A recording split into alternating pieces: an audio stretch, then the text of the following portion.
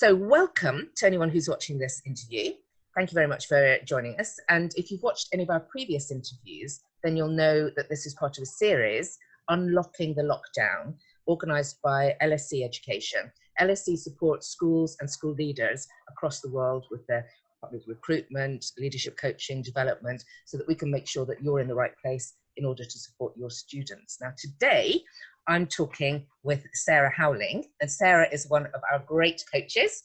And as all our coaches, you are an experienced leader, school leader, as well as a qualified coach. But you're still in post at the moment as well, aren't you, Sarah? I am, yes. I'm the secondary principal of the Alice School in Kuala Lumpur. I'm very much in the middle of the lockdown. In fact, very much in the middle of the dogs barking next door at home. Okay. In the lockdown. Lovely to see you, Helen. I'll stop soon, I think. No, I think that's fine. I think we're all working all over the world. We're working from our own homes, doing our own things. And actually, that's really interesting what you said, because one of the things I was going to ask you about was, you're there and your team are in different parts. What advice would you give to school leaders about how to manage their teams remotely when they're in their homes and next door's dog is barking?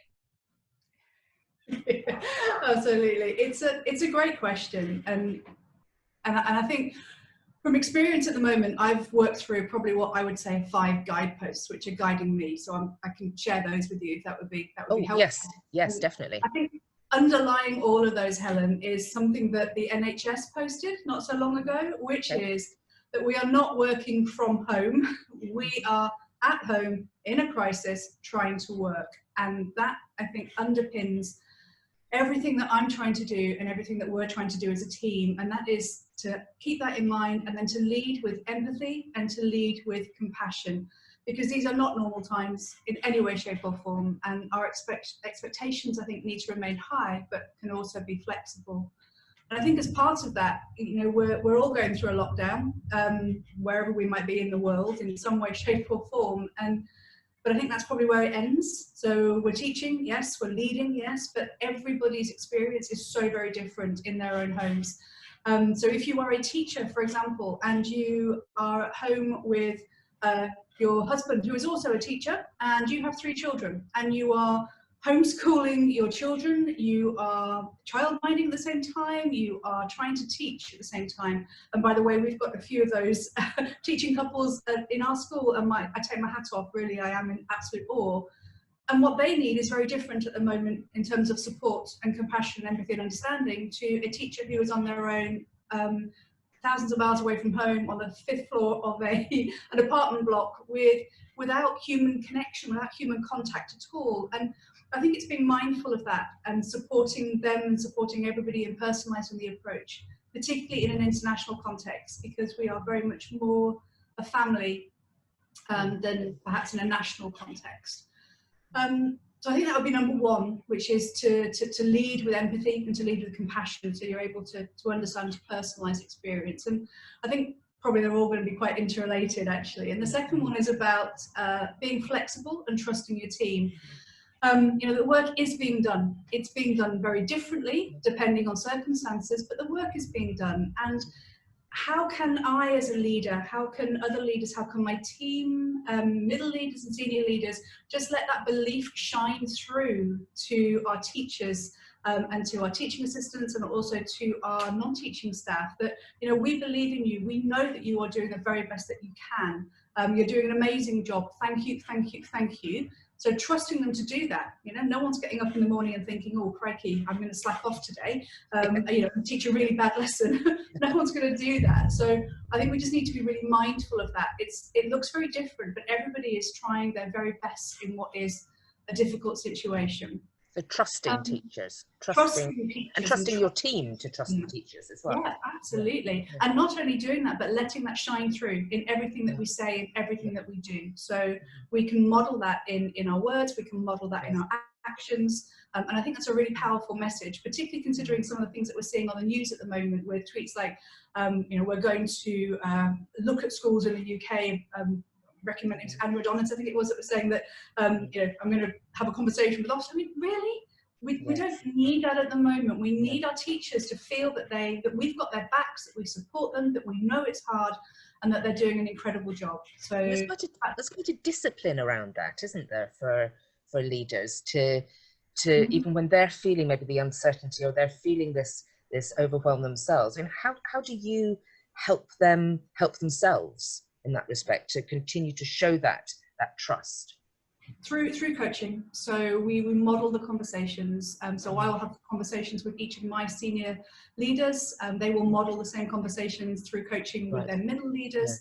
And I think as we've developed a coaching culture at Alice Smith over the last 4 to 5 years, we have that language, the language of trust. And trust is one of the core pillars of coaching, and the core pillar of our organization now. And genuinely we trust, and we have that language of transparency and openness, that we're able to talk about things and let people know that we have a thing called Top Cats, that a totally outstanding person capable of amazing things. All of my teachers are Top Cats. All of our kids are Top Cats. And that's the filter through which we see each and every conversation and each and every relationship. And that's whether that's virtually or it's when we're face to face, and in school together. Yeah. And I've been dwelling there on number 2 in your list of 5, but what's your number 3? Trust. 3, I think, would be communication, and lots of it. I don't think you can over communicate at all at this point in time. Back in March, before my school closed, we were juggling so many pieces of information, just spinning those plates. And I don't think I have ever had 3 staff meetings in the space of 24 hours when I was saying something very different in each one of them. Yes.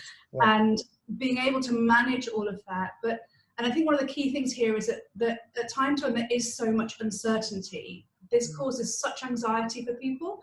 So regular, clear communication can provide that certainty, and being transparent. If you don't have the answers, and I don't have the answer, there are so many unknowns at the moment, but for me it's what can I say, what can I do that's going to give that element of security, of safety, of certainty, even if it is letting people know I don't know the answer at the moment, but I'm going to go away from this conversation, I'm going to find it out, and on Wednesday I will come back to you. Because just giving a short time frame, letting them know what you're doing, even small things like that, make the biggest difference when people are struggling and facing with anxiety and uncertainty. And that communication, I think, can be in so many different ways, whether that's a daily bulletin, which is something that we do, recorded videos, emails, WhatsApps, the formal and the informal. And we started now doing virtual briefings every Monday morning, which actually probably takes me on to point number 4, which is about we're not physically distanced. We are physically distanced, but we are socially connected. And that is a language that we've used all the way through, that encouraging both those informal and formal ways to connect. And I think for me, at 7:45 on a Monday morning, oh my goodness, it lifts my spirits when I see 86 faces on Google Meet at that point, and it lifts the spirits of everybody. So making sure that we are connected, as I say, that's informal or formal. And we had lots of daily check-ins to start off with. So if you're beginning the process, which some schools might be in those early stages still, to have regular meetings. We met daily with my senior team at 7:30 every morning up until Easter, and just to check in. How are we doing? What's going well? What's not going well? What do we need to change? How so and so? What support do we have in place here? That check-in, both from a practical but also social and emotional needs of connection, is absolutely key.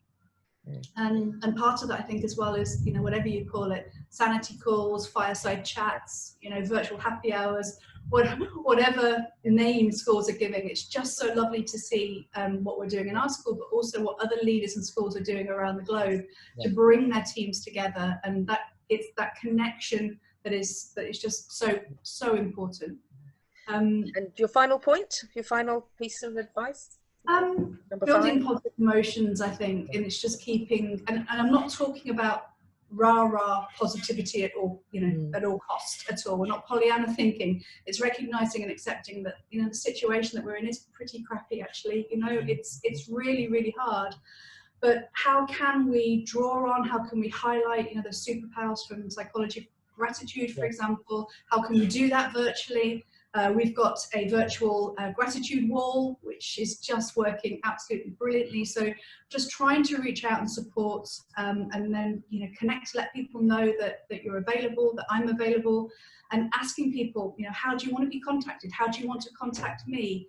Because unless you are modeling how that can happen, someone might think, well, it's not really important enough for me to put my hand up and say I'm stuck or I'm struggling at the moment. So making sure those channels of communication are really key, and building positive emotions through that process of support, and high quality connection and gratitude. Now, Sarah, I know that you are a coach yourself, and I know that you have had a leadership coach and you benefit from coaching. If you were to, and clearly what you are doing in school and what you're empowering your leaders to do in school is making a huge difference. If you were to give just one message to the leaders out there, the school leaders out there, and to tell them the benefit of coaching for them, to help them, I mean, what would you say to them? What would you say? Gosh. I think probably it has 5 points again. And so one is that it provides a safe haven. Like, being a leader is just the most complex, challenging, but most amazing job. And you're surrounded by people, but there's nobody to actually talk to for you. So it provides that safe haven, that opportunity to talk through and take off your leadership mask and, truly be you. I think it enables professional learning in practice as well. So we're not just off on a course or conference and then, sinking or swimming when we come back into school. It really does support learning in the moment through reflection. It provides a focus on professional development for you as a leader. Quite often we have the needs of the school and the organisation first, and the needs of students first. And absolutely, I don't disagree with that at all. But having a coach and putting yourself first in terms of your own leadership development and learning is not selfish. Actually, it's vital. It's absolutely, it's an investment in the school. And I think also it helps you overcome self-doubt, build confidence and resilience, and having that opportunity to reflect, that reflection in action, on practice, and being able to talk through that with a coach is so incredibly powerful. So incredibly powerful. So I think those would be the key things for me. In that absolutely safe and confidential space. Absolutely. Absolutely. Sarah, thank you so much for sharing all of this. Thank you so much. I'm going to let you go now, but really appreciate it. So thank you. And thank you very much for joining us. Thank you. Thank you.